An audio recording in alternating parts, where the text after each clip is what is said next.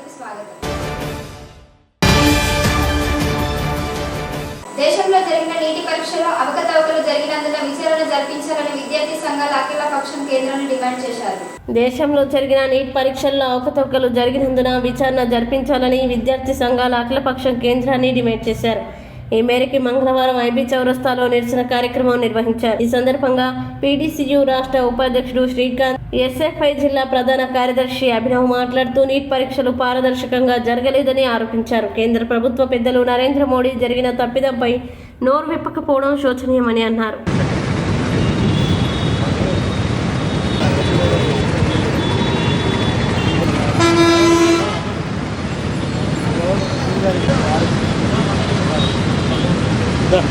నీటికి సంబంధించినటువంటి పేపర్లు ఈ నెల 4వ తేదీన రిజల్ట్ని విడుదల చేయడం జరిగింది.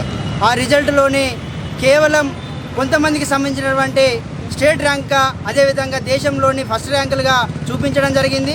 ఒక 24 లక్షల మంది విద్యార్థులు నీటికి పరీక్షలు రాస్తే కేవలం కొంతమందికి మాత్రమే పరీక్షలను చూపించడం చాలా దుర్గమైన పరిస్థితి. దీంట్లో అసలు మతలబ్ ఏంటంటే కేంద్రంలో ఉన్నటువంటి నరేంద్ర మోడీ ప్రభుత్వం నీటికి సంబంధించినటువంటి పేపర్లని 30 లక్షలకి అమ్ముకొని లీకేజ్ చేసినటువంటి పరిస్థితి ఈరోజు మనం దేశంలో చూస్తున్నాం. దీనిపైన దేశం మొత్తం కూడా నీటిని రద్దు చేసి మళ్ళీ పరీక్షలు నిర్వహించాలని చెప్పేసి, అదేవిధంగా నీటి పరీక్షలు 20 లక్షల మంది రాసినటువంటి విద్యార్థులకి మళ్ళీ న్యాయం చేయాలని చెప్పేసి ఈరోజు మంచిర్యాల జిల్లా కేంద్రంలోని వామపక్ష విద్యార్థి సంఘాలుగా పీడీఎస్ విద్యార్థి సంఘంగా నిరసన తెలియజేయడం జరిగింది. దీని సందర్భంగానే దేశంలో ఉన్నటువంటి కేంద్ర ప్రభుత్వం దీనిపైన దృష్టి సాధించి ఏదైతే లీక్ చేసిన దుండగులు ఉన్నారో వాటిని తక్షణమే శిక్షించాలని చెప్పేసి, అదేవిధంగా విద్యార్థులకు న్యాయం చేసే వరకు ఇస్తామని చెప్పేసి మా వామపక్ష విద్యార్థి సంఘాలుగా పీడీఎస్ విద్యార్థి సంఘంగా డిమాండ్ చేస్తున్నాం. దీనిపైన కేంద్ర ప్రభుత్వం తక్షణమే స్పందించాలని చెప్పేసి కూడా మేము కోరుతా ఉన్నాం. ఈరోజు ఏదైతే నీట్ ఎగ్జామ్ సంబంధించి స్కామ్ జరిగిందో ఇది అత్యంత బాధాకరమైన విషయం. ఎందుకంటే ఒకే సెంటర్లో 8 మంది కూడా నేషనల్ ర్యాంకర్లుగా మిగిలినరు. కాబట్టి ఈరోజు స్కామ్గా జరగడం అంటే, నీట్ పేపర్ లీక్ కావడం అంటే ఓన్లీ విద్యార్థుల వరకే కాదు, దేశ ప్రజలంతా కూడా ఇబ్బందులు పడే అవసరం వస్తుంది. ఎందుకంటే ఈరోజు ర్యాంకులు వచ్చిన విద్యార్థులే రేపు ఎంబీబీఎస్లుగా, రేపు డాక్టర్లుగా వచ్చి దేశంలో వైద్యం చేయాల్సిన అవసరం ఉన్నది. ఎలాంటి అర్హత లేని వాళ్ళు డాక్టర్లు అయితే దేశ పరిస్థితి ఏంటిదని మనం అర్థం చేసుకోవాల్సిన ఉంటుంది. అదేవిధంగా పరీక్షపై నిర్వహించే నరేంద్ర మోడీ గారు ఒక పరీక్ష గురించి ఇంత చర్చ జరిగినా కూడా ఇంతవరకు కూడా నోరు మీద ఇవ్వకపోవడం అత్యంత బాధాకరమైన విషయం. అదేవిధంగా ఏదైతే నేషనల్ టెస్ట్ ఏజెన్సీ ఉన్నదో ఆ కమిషనర్ కూడా బయటకు వచ్చి ఇంతవరకు ఒక ప్రెస్ నోట్ పెట్టిన పరిస్థితి లేదు. కాబట్టి ఖచ్చితంగా ఈరోజు నరేంద్ర మోడీ గారు మాట్లాడాల్సిన అవసరం ఉన్నది. ఈ విద్యార్థులకు భరోసాను కల్పించాల్సిన అవసరం ఉన్నది. దేశంలో ఉన్న ప్రజలకు భరోసా కల్పించాల్సిన అవసరం ఉన్నది. కాబట్టి దీని మీద వెంపడే ఏదైతే నేషనల్ టెస్ట్ ఏజెన్సీ కావచ్చు, కేంద్ర ప్రభుత్వం నరేంద్ర మోడీ ప్రభుత్వం కావచ్చు, ఖచ్చితంగా నోరు మీద ఇవ్వాల్సిన అవసరం ఉన్నది. ఈ విద్యార్థులకు ఏదైతే నరేంద్ర మోడీ భరోసా అని దేశం మొత్తం తిరిగి నరేంద్ర మోడీ విద్యార్థులకు భరోసాని ఇవ్వాల్సిన అవసరం ఉన్నది. ఈరోజు విద్యార్థి యువజన సంఘాలుగా ఈరోజు ఈ కార్యక్రమాన్ని చేయడం జరుగుతుంది. లేని పక్షంలో దేశవ్యాప్తంగా అనేక పోరాటాలకు, నిరసన కార్యక్రమాలకు కూడా ఇదే విద్యార్థి సంఘాలు, యువజన సంఘాలు కలిసి ముందు పోతామని తెలియజేస్తుంది. మంచిర్యాల జిల్లా జన్నారం మండలంలో పేరికే ప్రభుత్వ ఆసుపత్రి ప్రభుత్వ పనివేళలు కాని సమయంలో ఆపద వస్తే నాడిపట్టే వైద్యం చేసే నాదుడే కరువయ్యారని పలువురు ఆరోపిస్తున్నారు. మంచిర్యాల జిల్లా జన్నారం మండలంలో పేరుకే ప్రభుత్వ ఆసుపత్రి ప్రభుత్వ పనివేళలు కానీ సమయంలో ఆపద వస్తే నాడిపట్టి వైద్యం చేసే నాదుడే కరువయ్యారని పలువురు ఆరోపిస్తున్నారు. కవ్వాల్ గ్రామం లక్ష్మీపూర్ తండాకి చెందిన నునావా శిల్పాకి పురిటి నొప్పులు రావడంతో జన్నారం ప్రభుత్వ ఆసుపత్రి సిబ్బందిని ఫోన్ సంప్రదించే ప్రయత్నం చేశారు, కానీ ఎవరూ స్పందించలేదు. దీంతో 108 సాయంతో ఆసుపత్రికి తీసుకువచ్చారు, కానీ అక్కడ ఆసుపత్రి సిబ్బంది ఎవరూ లేరు. చరవాణి ద్వారా సంప్రదించగా స్పందించలేదు, కానీ 108 సిబ్బంది అత్యవసరమని చెప్పడంతో వచ్చిన సిబ్బంది కానీ డాక్టర్ అందుబాటులోకి రాలేదు. దీంతో ఏఎన్ఎం మాత్రమే ప్రసవ ప్రక్రియను పూర్తి చేశారు. మారుమూల గ్రామం నుంచి కిలోమీటర్లు ప్రయాణం చేసి ఆసుపత్రికి వస్తే డాక్టర్ అందుబాటులో లేకపోవడంపై ప్రజలు ఆగ్రహం వ్యక్తం చేస్తున్నారు.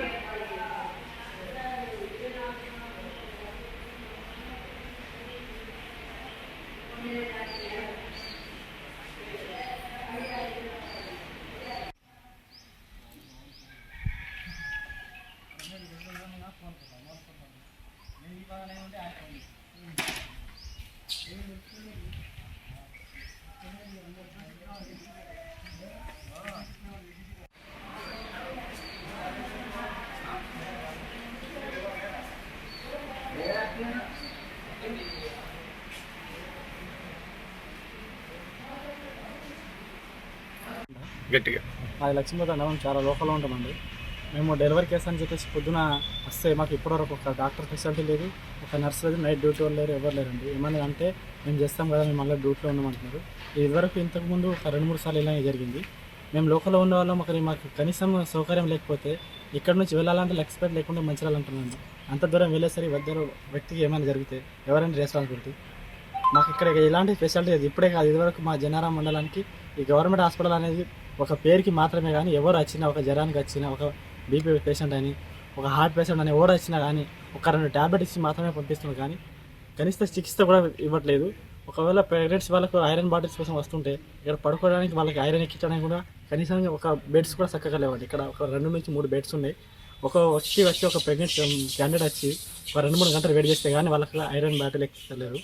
మేము వరకు చాలా సార్లు వచ్చాము. ఇక్కడ ఇలాంటి పరిస్థితి ఎన్నిసార్లు చెప్పినా కానీ ఏ రియాక్షన్ లేదు. ఇక్కడ ఈ విషయాన్ని మాత్రం ప్రభుత్వానికి తీసుకెళ్ళి మా జనారం మండలానికి ఒక మంచి డాక్టర్ని పెట్టి ఒక మంచి స్పెషాలిటీని కలిగిస్తారని కోరుతున్నామండి. పోడు భూములు సాగు చేసుకుంటున్న ఆదివాసీ రైతులపై ఫారెస్ట్ అధికారులు వేధింపులు ఆపాలని తెలంగాణ ఆదివాసీ గిరిజన సంఘం నేతలు ప్రభుత్వాన్ని డిమాండ్ చేశారు. పోడు భూములు సాగు చేసుకుంటున్న ఆదివాసీ రైతులపై ఫారెస్ట్ అధికారులు వేధింపులు ఆపాలని తెలంగాణ ఆదివాసీ గిరిజన సంఘం నేతలు ప్రభుత్వాన్ని డిమాండ్ చేశారు. పోడు భూముల రైతుల సమస్యలు పరిష్కరించాలని కోరుతూ మంగళవారం చెలో మంచిర్యాల కలెక్టరేట్ కార్యక్రమాన్ని ఆదివాసీ రైతు సంఘం నాయకులు నిర్వహించారు. ఈ సందర్భంగా వారు మాట్లాడుతూ కేంద్ర ప్రభుత్వం తీసుకువచ్చిన అటవీ హక్కుల నియమాలు 2022ను రద్దు చేయాలని అన్నారు. వర్షాకాలంలో సాగు చేసుకుంటున్న ఆదివాసీ రైతులపై ఫారెస్ట్ అధికారులు దౌర్జన్యాలకు దిగుతున్నారని ఆరోపించారు. ఇక్కడ పోడు వ్యవసాయం చేసుకుంటున్న రైతులపై ఎంపీ, ఎమ్మెల్యేలు మౌనంగా ఉండడం వల్లనే అటవీ అధికారులు దాడులు చేశారన్నారు.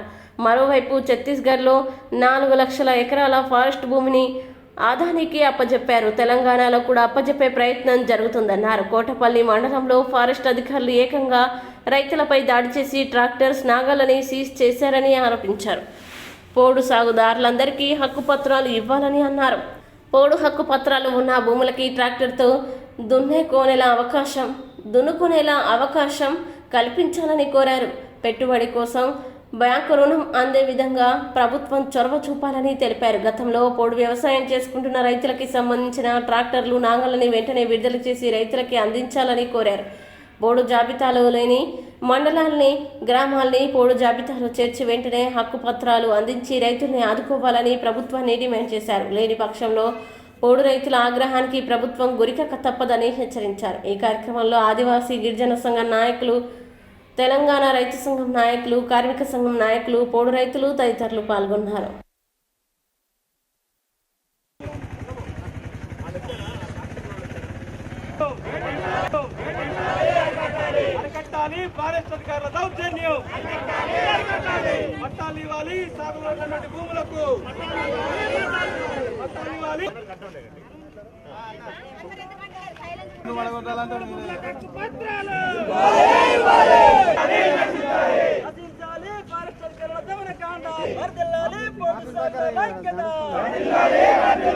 హక్కు పత్రాల విషయంలో ప్రభుత్వం ఇచ్చిన హామీని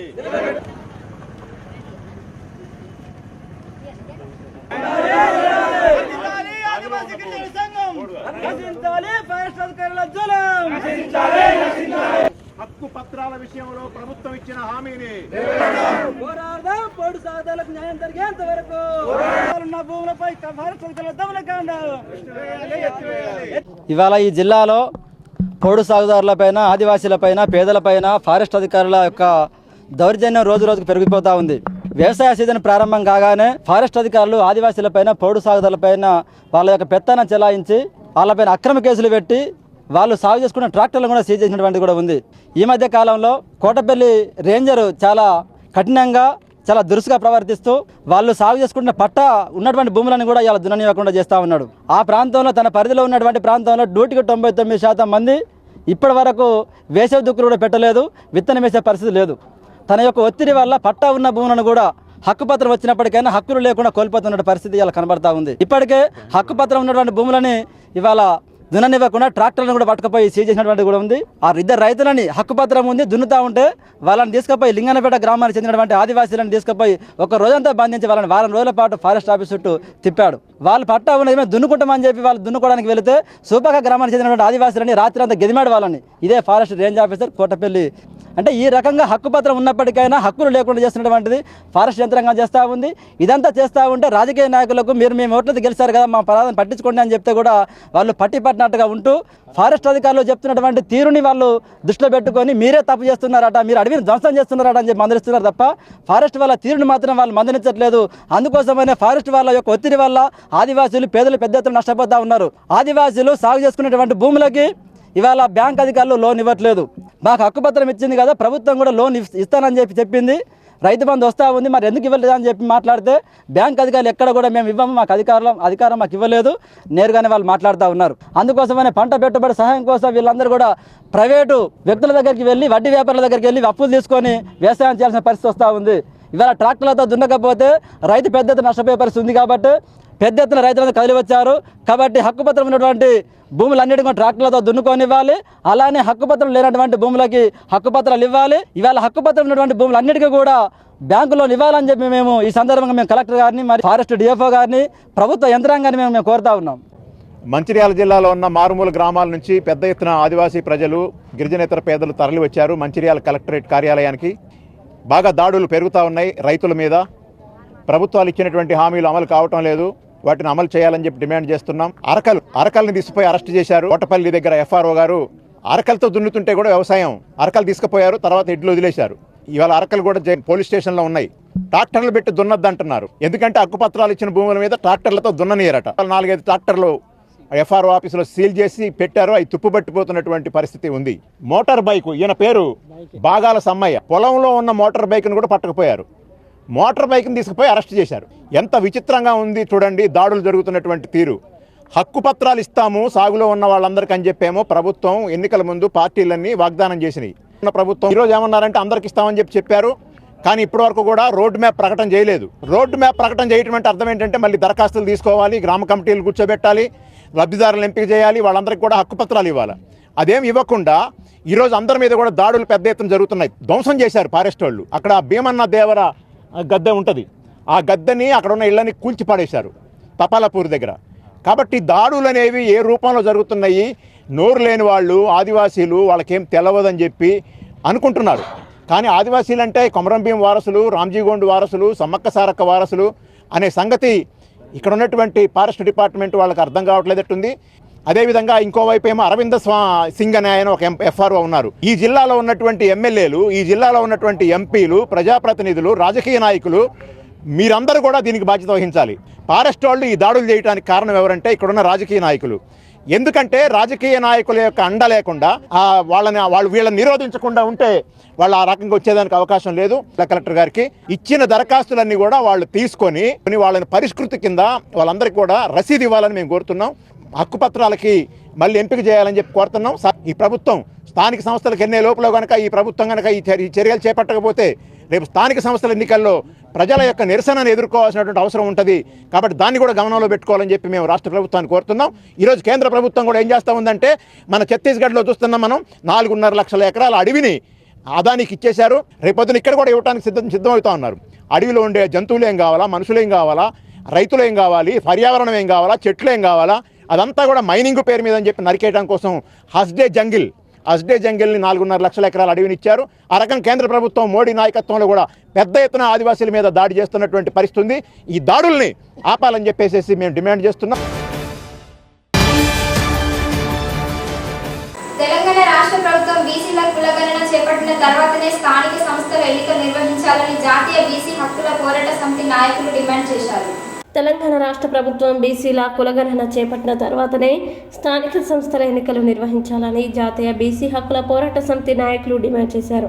మంగళవారం మంచిర్యాల జిల్లా కేంద్రంలోని గాంధీ పార్క్ వద్ద జాతీయ బీసీ హక్కుల పోరాట సమితి ఆధ్వర్యంలో నిరసన దీక్షని చేపట్టారు. అనంతరం నాయకులు మాట్లాడుతూ కాంగ్రెస్ పార్టీ ఎన్నికల ప్రచారంలో భాగంగా కామారెడ్డిలో జరిగిన బీసీ డిక్లరేషన్ సభలో అధికారంలోకి రాగానే బీసీ కులగణన చేసి స్థానిక సంస్థల ఎన్నికల్లో బీసీ రిజర్వేషన్ 42% పెంచుతామని హామీ ఇచ్చిందని, కానీ ప్రభుత్వం ఏర్పడి 6 నెలలు అయినా కూడా ఇప్పటి వరకు కులగణన చేయలేదని ఆరోపించారు. అంతేకాకుండా రాష్ట్ర జనాభాలో 56% ఉన్న బీసీలకి స్థానిక సంస్థల్లో కేవలం 18% రిజర్వేషన్లు అమలవుతున్నాయని ఆవేదన వ్యక్తం చేశారు. ఇప్పటికైనా కాంగ్రెస్ ప్రభుత్వం ఇచ్చిన మాట నిలబెట్టుకోవాలని, బీసీ కులగణన చేసి స్థానిక సంస్థల ఎన్నికల్లో బీసీలకి 42% రిజర్వేషన్ కల్పించాలని పేర్కొన్నారు.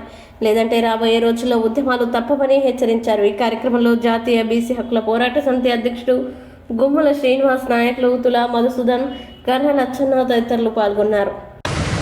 రాష్ట్ర ప్రభుత్వం బీసీ కులగణన చేపట్టాలని చెప్పి డిమాండ్ చేస్తూ జాతీయ బీసీ హక్కుల పోరాట సమితి ఆధ్వర్యంలో ఈరోజు నిరసన దీక్ష కార్యక్రమాన్ని నిర్వహిస్తూ ఉన్నాం.